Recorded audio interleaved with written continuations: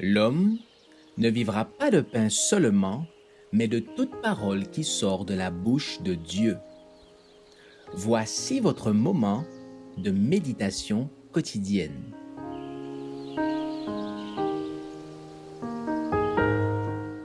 Vous recevrez une puissance.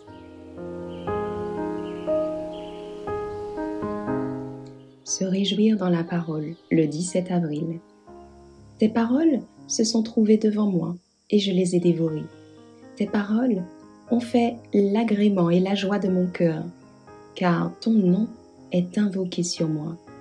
Éternel, Dieu des armées. Jérémie 15, verset 16.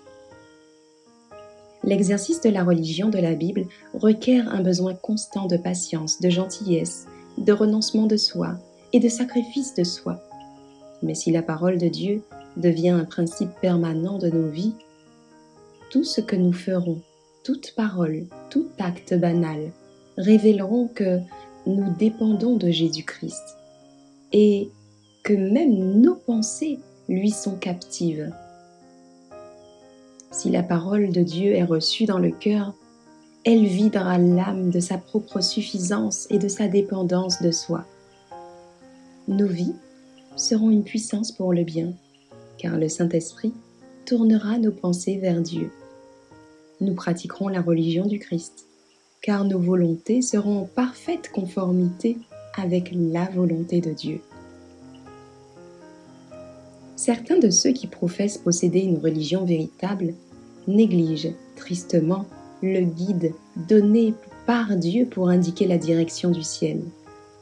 Ils peuvent lire la Bible, mais la lire seulement comme on lit ce qui sort d'une plume humaine ne communiquera qu'une connaissance superficielle. Parler de la vérité ne sanctifiera pas les auditeurs. Ils peuvent professer travailler pour Dieu, alors que si Christ était parmi eux, sa voix se ferait entendre. Vous êtes dans l'erreur, parce que vous ne comprenez ni les Écritures, ni la puissance de Dieu. Matthieu 22, verset 29. De telles personnes ne savent pas ce que signifie la véritable religion. Les paroles que je vous ai dites, déclare Jésus-Christ, sont esprit et vie. Jean 6, verset 63. Jérémie rend son témoignage envers la parole de Dieu. Tes paroles se sont trouvées devant moi et je les ai dévorées. Tes paroles ont fait l'agrément et la joie de mon cœur. Jérémie 15, verset 16.